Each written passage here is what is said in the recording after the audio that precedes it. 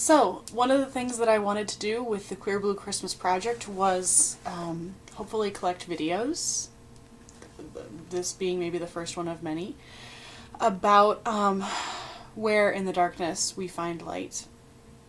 So here I am doing that. So one of the places that I find light in the darkness is in being a little offbeat and funny, and so you're going to witness some of that. Oh, where else do I find light? I mean, we can start with the big obvious ones that I have an amazing group of friends with whom I can stay in touch by like 6 different forms of social media and contact.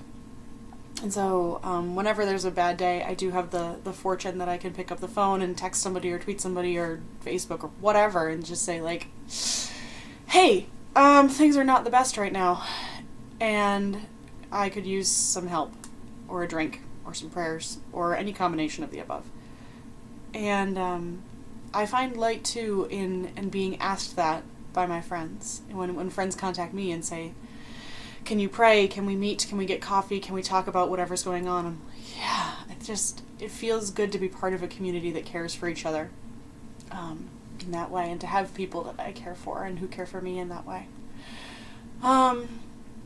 I find light, I'm lucky. I live in a big city. I go to an amazing church, and there are so many other amazing churches in my big city of Minneapolis, St. Paul. So many churches that welcome me as who I am and welcome my queer brothers and sisters as who they are, and that's just amazing and beautiful and a huge source of light. But I was trying to think of like specific things that I can do on my own that help me find light even when the times are dark and I can't get a hold of anybody on the phone. And some of them are silly. I love playing drums on Rock Band for the Wii. That is just, it's a guaranteed way for me to reset my brain and feel a little more hopeful and a little more joyous. I practice it, and so I'm good at it, and it feels good. And it's funny and fun. And music, too, in general, is a great reset for my brain, just to be able to listen to artists and musicians and bands that have meant something to me over the years. I still listen to Sarah Groves albums that I first discovered when I was in middle school because she is just amazing. And if you don't know her, please look her up. A lot of her stuff is on Spotify, and she's a local Twin Cities Christian artist and just produces the most beautiful poetic lyrics. And I love what she does. But I mean, I also listen to The Current, our local public alternative music station, and they do amazing things and promote amazing artists that are both local and global and national. And there's just, Walk the Moon. Walk the Moon is a giant, a band that is just my reset button. When I am having a bad day, I will just bounce around to Walk the Moon until things are better, and they do get better. Books, and love books. I have some behind me. You see 2 of my favorites right here, is Martin Luther, obviously. I'm a Lutheran, and became a Lutheran in college, and felt like the Lutheran Church provided a way for me to really knit together all the things that I'd ever been searching for in church and in faith and in a faithful life of service. And so I have Martin Luther. I go back to his Freedom of a Christian periodically, because who doesn't find inspiration in 16th century Catholic monks who get thrown out of the church? And then, of course, right next to him, obviously, is Pastrix by Nadia Bolz-Weber, which is an amazing, fantastic book and made the bestseller list last year. And she's an okay person, No, she's amazing. If you don't know Nadia, and you don't know her book, and you don't know her preaching style, oh my gosh. She's amazing. She's just amazing, and has created this amazing community out in Denver, and that gives me hope and light and light and darkness, that there are communities out there and that it's possible to do church in a new way. And I have hopes for that, for a national and global resurgence of churches that are cultivated for their communities and that allow people to be who they are and invite the full participation of people from all across the religious and political and socioeconomic spectrums, and create a space where we can all come together for something more than us. It gives me so much light and hope in the darkness. Coffee. Coffee provides light. Coffee makes me a suitable human being most of the time. Gosh, what else? I don't know. Kitten videos on YouTube. But,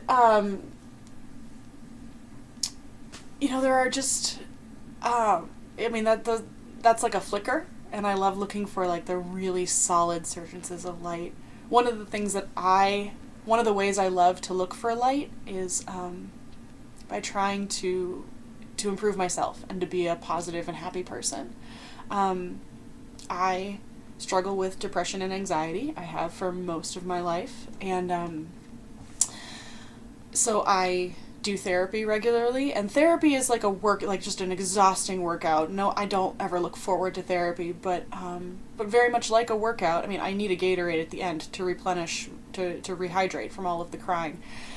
But it's so amazing after a year and a half how much stronger I am. In the same way that if you worked out, consistently for a year and a half, how much stronger you would be, and how much more I can do now mentally and emotionally and spiritually because I go regularly to therapy, because I'm on medication, because I go to Al-Anon and work through those kinds of issues.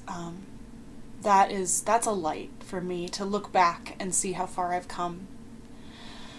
And to know still how far I have yet to go, but to be able to say, like, wow, I'm able to do things now that I never could have thought I could do. And that's amazing.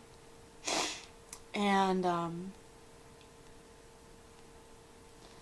think the thing I'll end with is I work in retail right now, and retail during the holidays is not at all enjoyable.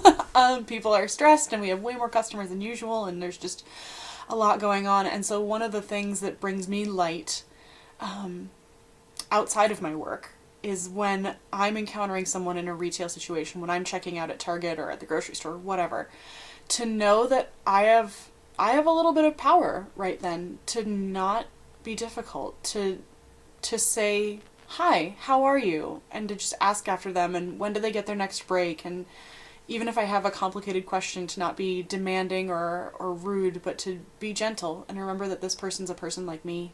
And there have been so many great instances where people just, and I'll do the same thing on the other side of the desk, that if you're kind and you slow down and you take your time to explain what's going on or what you need, I am so happy to help with that. And so, and I experienced that too, I got free coffee the other day because they didn't have the smoothie that I wanted, and I was really nice about it, and just to be able to spread a little more light in the world rather than darkness and frustration is a gift, is a weird way that we have power in everyday situations, that we can make just a tiny little bit of a difference in someone's life. And I love, that's a place I find light in the darkness, is to just practice a little extra kindness. So those are just some of the places that I find light, and some of my other lights are scattered throughout this site in the book list and the music and the videos, and I would love, love, love if anybody else out there would like to contribute their own video of where do you find light in the darkness? Where does it find you?